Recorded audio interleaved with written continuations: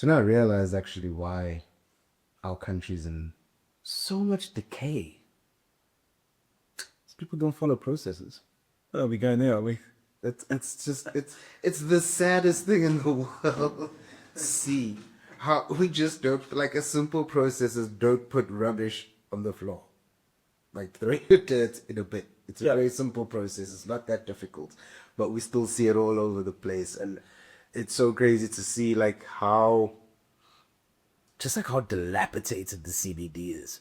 For me, it's just like lack of process. Like, well, the processes are there, but people just aren't following them, nor are they actually being implemented. Which is crazy. Oh, if you're like our president, if you go down to the CBD today, you're in for a big that song. If you go down to the woods today, if you go down to the CBD, you're in for a big surprise. The man took a left turn and landed in the CBD, and I was like, where am I? Which part of the country is this? Like, this is your country, Mr. President. This is where we've been living this whole time.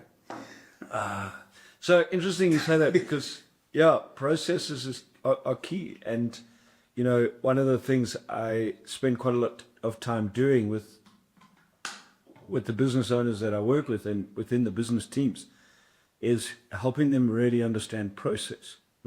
Because a lot of times we talk about accountability. Yes. But you drive accountability to what? The process. You have, if you don't have a process, what are you holding yourself accountable to? I don't know. Like, it's pie in the sky already. Well, you work and you get busy. Yeah. And you do stuff. But with the direct aim of creating what?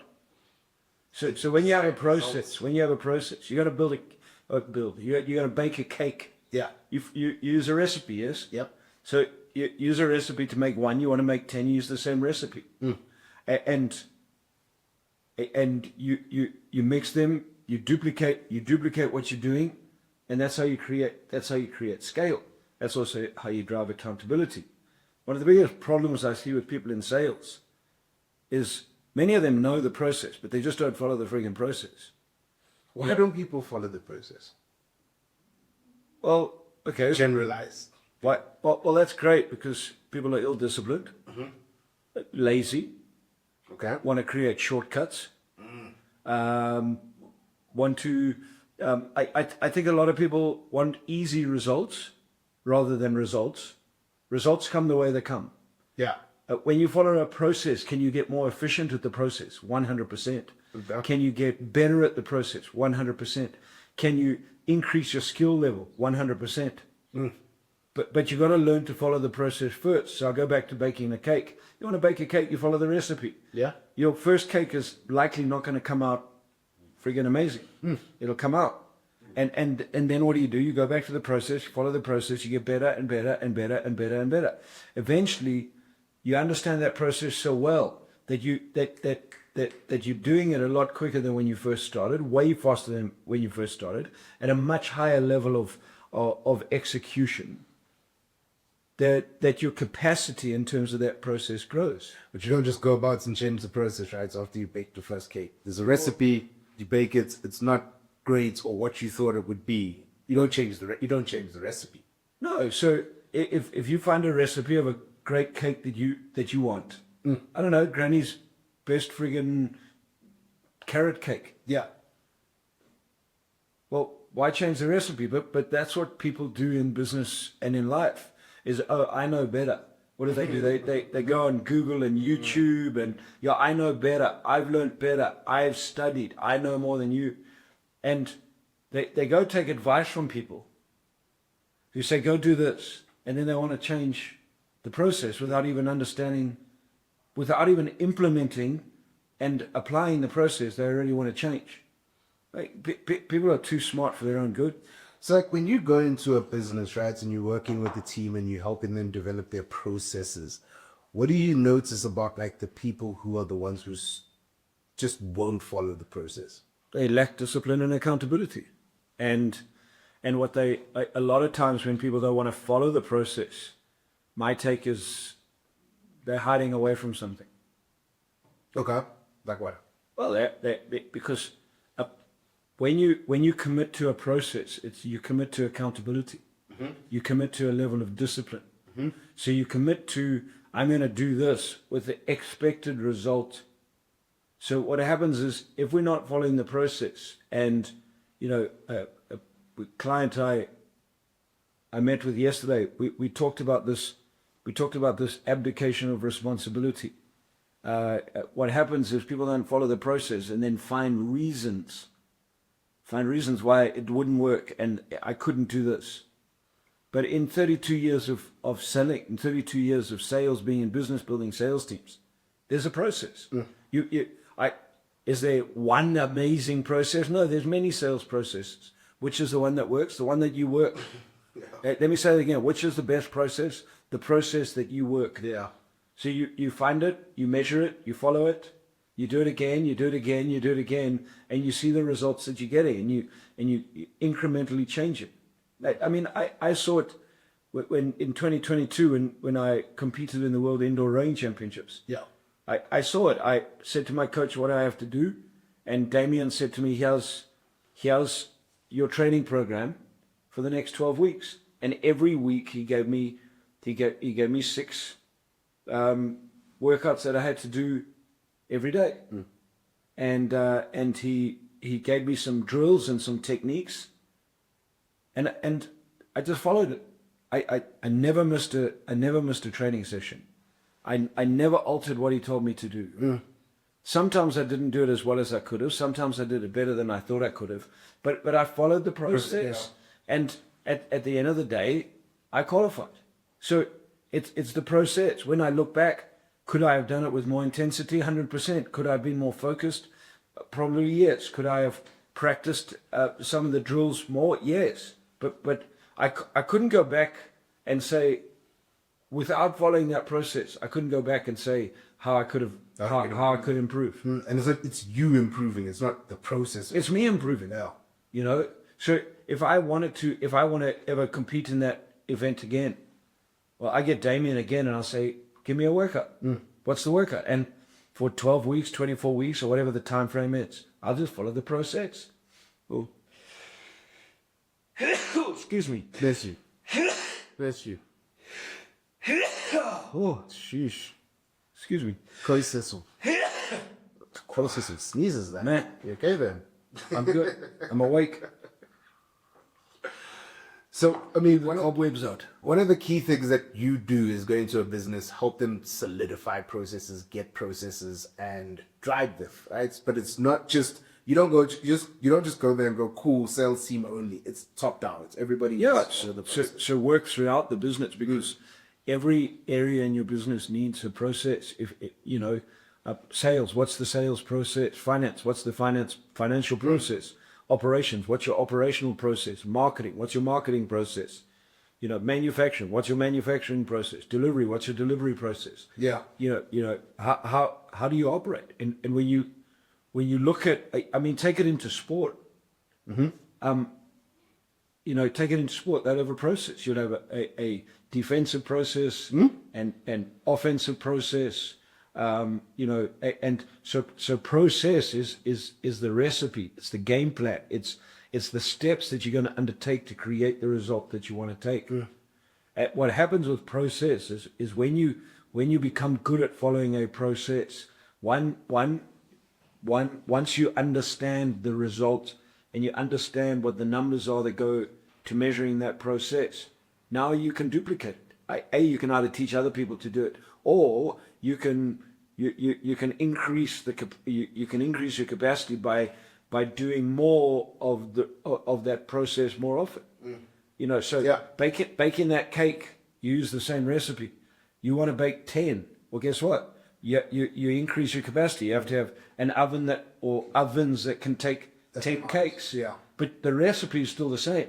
You're still going to go mix your batch, put your batch in a cake tin, puts it in an oven, press go for X amount of time, take it out. It stays the same, it just increases. Well, now you increase it. Yeah. So if you look at any of the highly successful franchises, what do they create? They create systems and processes. And and they create a process, they document it, they prove it, they get good at it, and then they duplicate it. Yeah, I mean, we were actually talking about it last week. We were talking about the McDonald's promise, and we didn't really have the stats and figures at that time because my research was poor. But I did manage to find it, and McDonald's had, in terms of the drive-through, that 60 seconds. Right? That was between the time the order is placed and the customer receives their order. And that's changed a few times, hasn't it? Yeah, it's over the years it's tweaked and it's changed, and they've tried to get better at it until eventually they got to a point where. But how do you get to 60 seconds? You follow a process. Because if there's no process, you have people in the back end doing whatever they feel like doing. So how could you make that promise? So in order to make a 60-second promise, what do you have to do? Yeah, you have to have a process so that all the right stuff is being ordered, all the stuff is there, it's taken out on time, it's set up, so that you can do it. You know, I know simple things. You know, one of the things that I find therapeutic is washing dishes. Okay. But when I'm at home, Me too. I know if we have people around for a braai, or we have people for family lunch, or whatever it is, have friends around, I always do the dishes.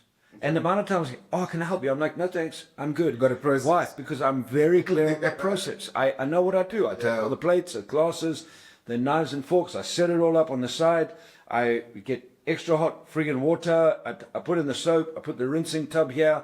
And then I go. And I have a process. And I know what I always start with the glasses. Then I do the cups. Then I do the plates. Then I work all the way down to the pots and pans. But I have a process. Yeah.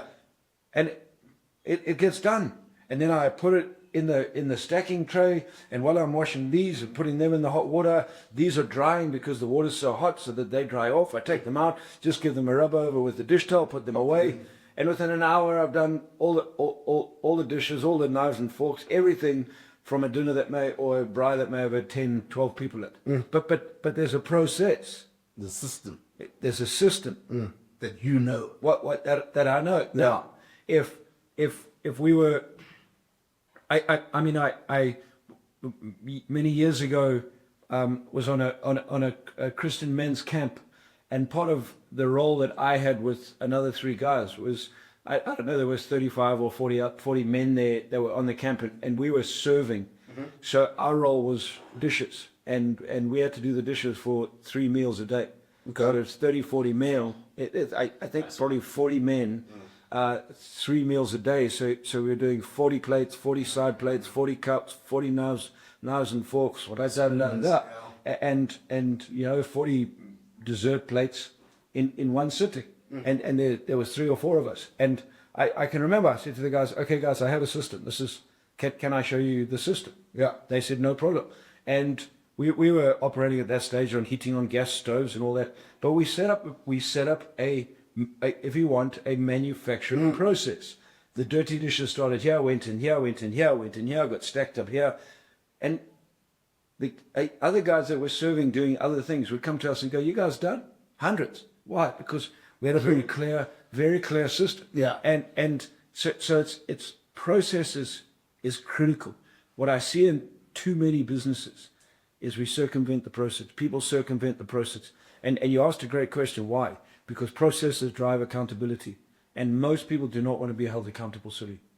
Well, look in our business. We have processes. We've been developing processes for a while. We're getting clear on processes. How many times? Why don't we follow our processes in our business? One, because we get lazy. Yeah. 2, because we want to short circuit it, and 3, because process actually holds us accountable. The biggest thing for me it holds us accountable. So I have a sales process. I know my process. I go into a country, I do a free event, I connect with you. So I know my process, but I come back to you guys and I go, this is what I'm doing. This is my process. The fear is if I do that, it's not going to create results. Okay. Well, once you understand that process and you've measured it, you know what results are going to come out. You know that the cake is going to come out the oven. Yeah. And the better you get at doing it, the better you understand the process, the better you follow the steps of the process, the better the cake's going to come out of the oven. Sometimes you make mistakes and you forget to put stuff in and so it's that. But you move through that process. You know, think about it. I mean, as you know, I decided that I'm going to attempt to do a half Ironman at the end of the year. Yeah. So I've recently started training. So I found a running coach, and there's a 12-week. I call it a process. There's a 12-week process to get me running 21Ks. Mm. So Episodes in time. and that process is designed by a coach. Okay. It has X amount of steps in it. Every day I have to do something. Mm-hmm. And the reality is, if I want to create the results that the coach says I can create, then I'm going to follow the process that he says. Mm. You know, and some of the things I don't want to do. You know, the running part's fine. The stretching part is painful, but so I can either make the decision I'm going to do a little bit of it, half of it, some of it, none of it, what I feel like doing, or I'm actually just going to sell out to the process. Well, then, I mean, if you're going to decide to do follow the process half-heartedly, you need to understand that you're going to get half-hearted results as well, right? It's not going to be based on the process. The process says you'll do X amount of time if you do X. Yeah, and then I can't turn around to a coach, a guy called Lindsay Perry. I can't turn around to Lindsay Perry and his team and say your program sucks because I didn't follow the process. Yeah, 100%. You know. Yeah. So how many times do you have people coming in to organizations and you say this is the process? Yeah. And 2 months, 3 months, and I see this often in sales, they're not creating results, and you go, are you following the process? Yeah, but it doesn't work. How do you mean it doesn't work? When did you do it? No, I haven't done it. Well, how can you say it doesn't work? True. You know, I see it with clients that I coach. They say, I want to make money. I go, great. Here's the sales process. This is how you make money. Follow this process, and over a period of time, you'll see results. Oh, no, I know better. I know better. Over a period of time becomes the problem, right? Because it's like, I don't want to wait. I don't want to do the talk. So you've got to put in the work that goes into the process to create those results. Yeah, you know, I read an interesting stats around processes, and it was a survey that was done in 2019, said that 45% of businesses that were surveyed had 45% of them had their processes documented. Yeah, but only 2% followed and managed it. 100%. Oh, it's like, man, that is a crazy stat, like from 45 to 2. But I think one of the biggest reasons is, and what I see a lot of times in processes, people complicate the shit out of processes. True story. It's so complicated, man. You know, when the clients that I work with in our business here, when you look at our processes, 8 to 12 steps. Very simple. And they're the core steps that you have to follow, and you do that step and go to the next step. Do that step, go to the next step. And if you do that, you will create results. And along the way, in the process comes a series of skills. Now, different people, so you take the sales process, for example. Different people have mastered it or have acquired or suck at different skills. So you still follow the process, and then you understand what are the skills that I need to work on, what are the skills I need to practice, what are the skills that I need to improve in each area of the process. Yeah. So you go back to baking a cake. You know, I watch Nicole sieve, and she's very meticulous about sieving. I'm not that meticulous. I'm like, let's just get the shit in the pot possible. So 100%. So if I was going to bake, well, guess what? I need to learn how to get a lot more meticulous at the sieving flour, for example. Yeah, at that piece of the process. At that piece of the process, you know. So it's the understanding. It's the understanding of what the process is, what the skills are required in that process, and then the commitment to follow that process, and then the commitment to measure each step of the way on that process, because what is measured can be changed. If it's not measured, it can't be changed. Yeah. And therein lies the next problem in a process, because it comes back to numbers, and numbers now drive the accountability. You know. Yeah, for sure. I mean, I think that's what like Kayla and I are definitely seeing that now, right? From not following the process to following the process of how we put people. Well, how long did you guys fight me on the process? The longest time. We know we can do this, and I'm going, hey guys, for 18 years, this is how I built this business. This is what I did. This is where I started. This is how we do this. Yeah. And everyone was going, yeah, we do. And it happened in the previous, before COVID, when we had a team. Everyone was, yeah, but I know better. I can do this. And you know what? No, I'm making a deal with this guy, and this guy is going to put 200 people in a room. It's like, that's not our process. Yeah. That happens. Go out and find people that put 1, 2, 5, 3 people in a room. And if you do it over a period of time consistently, you will find one person that puts 20 or 30 or 50. You will find that. But so that's what people do, and you've seen that. Yeah. We try to circumvent the process because we want, and you said it just now, is we want the easy results. We don't want to wait. You have to wait. It's part of growth. Yeah. So, and I mean, I think it's something you speak about a lot in the at Sales Explosion, Ignite Your Sales. Actually, everywhere. Anywhere you're talking about sales, is if you want to make more sales, you got to speak to more people, right? Yeah. So if you follow the 6-step sales cycle, it's which you guys can check it out. It's on our YouTube channel. Let's go watch it. It's important. But if you want to make X amount of money, you've got to speak to X amount of people, right? Which can then help delay that lag time of you making that money. 100%. May or may not, but depending on the amount of people, if you're going to speak to 10 people and you want to make 100,000 and you want each of those people to pay 10,000, it's probably going to be a lot harder. Well, so again, it depends on which process it is. So Yeah. if your process is, I need to speak to 10 people, and my average transactional value, my average invoice value is 1,000 Rand, and 50% of those people are going to buy, then you're going to make 5,000 Rand. Okay, great. Now, you go back to that and go, okay, so if I want to make 10,000 Rand, what do I have to do? I have to speak to 20 people. Okay, that's the base fundamental of it. Okay, that's the base fundamental. Yeah. Now when you get into doing that process, now what you start doing is you start applying the skills. Because when your skills get better, you may not have to speak to 20, you may have to speak to 15. And those 15, now your conversion rate may go from the 15 people, you may convert a higher conversion percentage because your skills are getting better. You know, so for example, when you learn how to ask better questions, okay, when your target market becomes better, so you're getting better at target marketing. Then you're starting to speak to more of the right people rather than lots of people.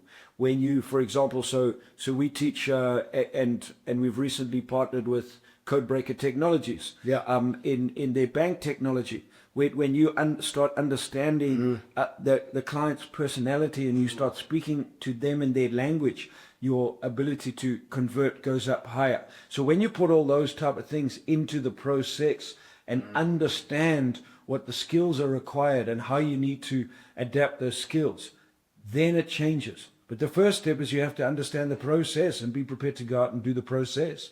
Because if you're not doing the process, how do you know what skills you have to change? How do you know where you suck? How do you know where you're good? How do you know what's not working? How do you know what is working? You don't.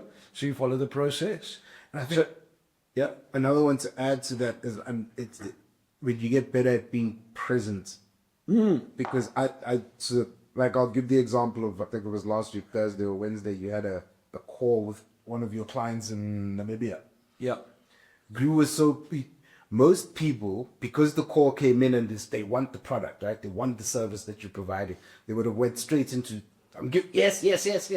But you were present enough to understand where you needed to take the conversation based on what they were saying and what they needed versus what you wanted to give them, right? You could have sat there and said, let's do this, but you were listening. You were present enough to understand and go, okay, cool. So they want this, they want that, and that forms part of the process, but it's not part of the simplicity of the process just yet. It's a skill that you need to learn, right? 100%. But I still follow my sales process. Exactly, 100%. I still follow my sales process. I still follow my 5-step closing process. Yeah, 100%. But that skill of being present enough to determine where the client's at and be able to perceive what they actually really need versus what I want to give them. I've been in sales 32 years, so I've been practicing, I've been teaching, training, I've spent millions of rands. I have on seminars, books, events, studies around communication and mastering that ability to be able to connect with people. So that's over time. My process, I first started selling 32 years ago, and when I look back, without actually documenting it, I've always sold with a 6-step process. And then in 2008, when I was in Phoenix, Arizona, Blair Singer drew up a 6-step process on board, and I went, that's how I sell. That's exactly, I find customers, I connect with them, I make contact, I connect, I pitch and present, I handle objections, I close them, and I follow up. And that follow-up builds referrals and testimonials. Those referrals and testimonials take me back to the top. And when I look, that's how I built my business. Yeah, but it's a process. And within those steps, there's some core skills that you have to get. Well, you don't have to. It's your choice. Yeah. But that over time, I've mastered. And it is the ability to be present in a conversation, the ability to ask questions, the ability to verify, the ability to shut your little voice off and listen to what the client's saying. The ability to ask closing questions, the ability to be able to take people through problem, solution, benefit, offer, close by asking versus telling. Yeah, but that's practice. That's practice and application and practice and application. Does that make sense? So that's the power of following a process. Yeah, I mean, I think that it would be fascinating, and maybe we should actually do it. Just so that people can see your day to day in terms of how you do what you do, right? In terms of practicing what you teach, and I think that that's actually such an important thing because we speak about it a lot. Social media has given everybody the opportunity to teach. Yeah, everybody. You can say whatever you want. Or talk. Teach. Sorry, you can talk. I can take your information and I can go and I can spew it out on social media and. That's that. Doesn't mean you can do it. Doesn't mean I can do it, which is it's a much different ballgame, right? Because well, how many people? That's quite interesting. I mean, this is a side topic, but how many people do you see on social media who you may know who are spewing out stuff, and you're like, can you really do that? I feel like 80% of people that I know who are spewing out things on social media are not doing what they're talking about. It's like it's a smoke and mirrors bullshit game. It's not even smoke and mirrors because I can see it. Well, you can see it. It's smoke and mirrors. You can see it, but sadly, most people they can't see it themselves. I must actually show you. I was looking at an ad for an entrepreneurial program, part-time business entrepreneur program, where the claim is, and this is a reputable organization, where the claim is you can make between $300,000 and $15 million US in the next period of time if you learn what they teach. And I'm like, where? I'm fascinated. I want to know where people are signing up for a part-time program to learn how to be a business owner, where they're going to make $300,000. In, I don't know, the 12 to 24 months, let alone $15 million. But and so and so it's, hey, maybe they have a process. follow the process, But when it comes down to it, but people just don't want to follow the process.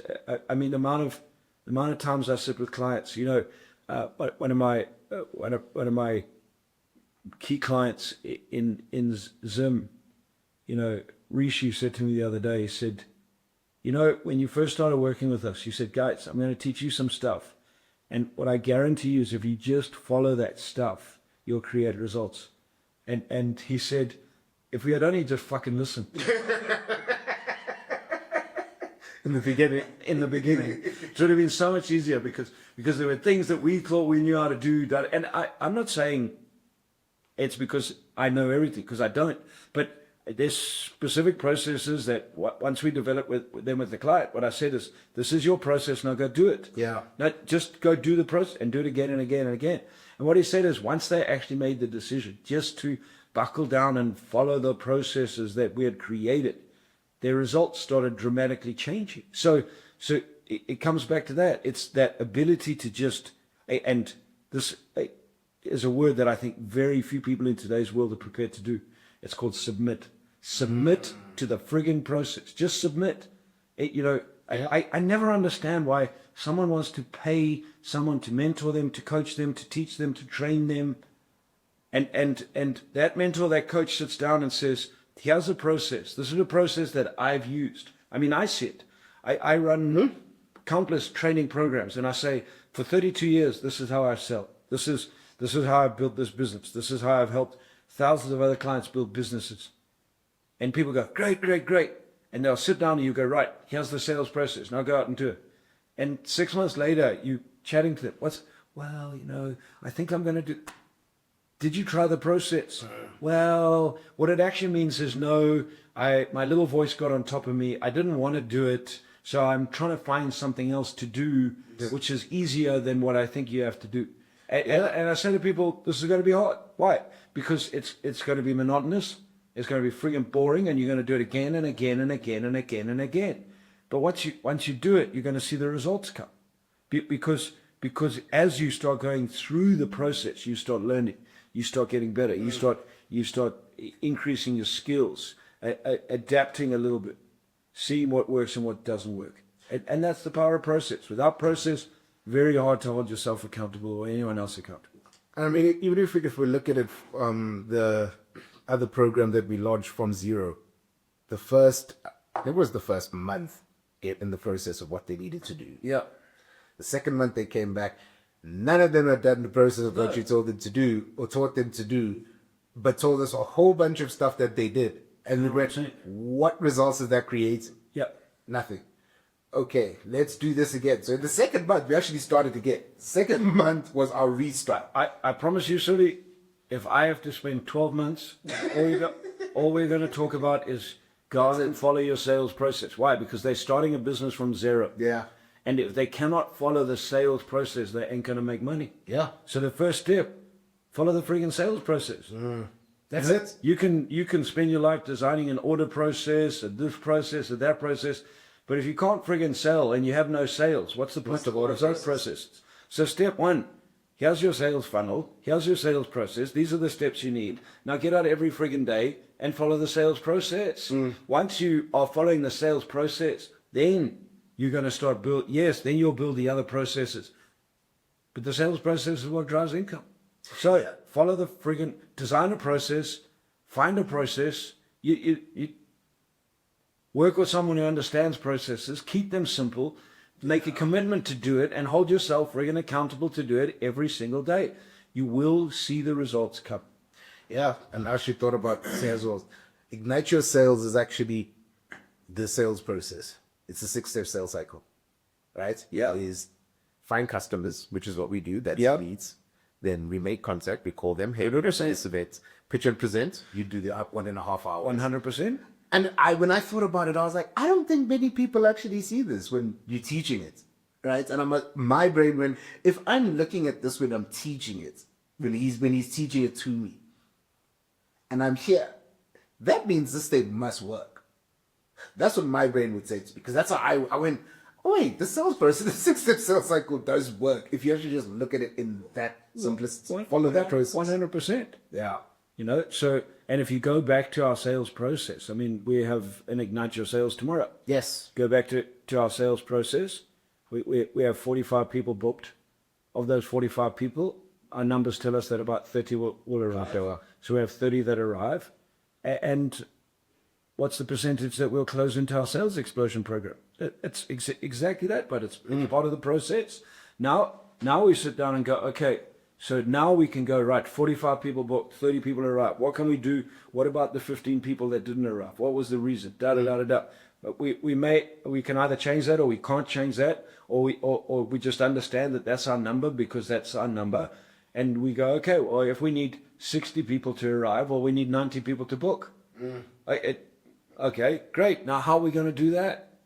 So that's the next step. Of those 30 people, how many people booked and paid for the sales explosion program? Let's say it's 10. Great. So there's a 30% closing rate from there. Right, 10. If our goal is 40 people in an event, well, and we run five Ignite Your Sales programs, and that's this, and that is the sales cycle. Yeah. You know, and people will come to the sales explosion program. After the sales explosion program, we'll follow up with them. Did you get value? How was it? Da da da da da. Keep them in our world. Add value to them. Invite them to things like Entrepreneur Hangout, and then guess what? Those people that are interested will go. We have another course. We have another program. We have this. Would you be interested in coming? That's the sales process. It's not custom, but it's a process. Yeah, it's a process. It doesn't just happen. 100%. Thank you for joining us, ladies and gentlemen. It has been a great episode. If you guys want to learn more, this was just a teaser for what we are going to be doing, or what Barry's going to be doing. We're just going to be there. What Barry is going to be teaching at the next Entrepreneur Hangout, the power of process, unpacking this a lot more, probably getting a lot more intense about it. He's probably going to say shut up a few times to himself, but it should be good. 10th of April, the Fat Ginger, $550 gets you in full breakfast, which is an absolutely cracking breakfast, and you get to learn for 2 hours and connect with other business owners who are going through the same struggles as you, because we've realized and we know that business owners, especially in this country, are going through it, and you're not going through it by yourself. And business owners that have already been through the struggles that you're going in, and have taken their businesses to another level. Running this business for close to 20 years, you've been through some stuff, and not just this business, other businesses. You've seen some things. So and there's many businesses, owners like that in our community. You know, some of you are starting out. Yeah. Some of you are friggin' trying to get past yourself. Yeah. And other businesses and business owners in our community have built huge businesses, tens, hundreds of millions of rand businesses. So come and connect. Join come and a learn, community. and come and join our more important business community. This is not a networking event where you have to stand up and tell us who you are for 10 minutes and your product and your business and you try and solve. No. This is a community of people who want to learn, grow, and understand the value of investing in themselves. And then take it out and put it back into their businesses to grow and make a difference. That's the game. Entrepreneur Hangout. We'll see you guys there.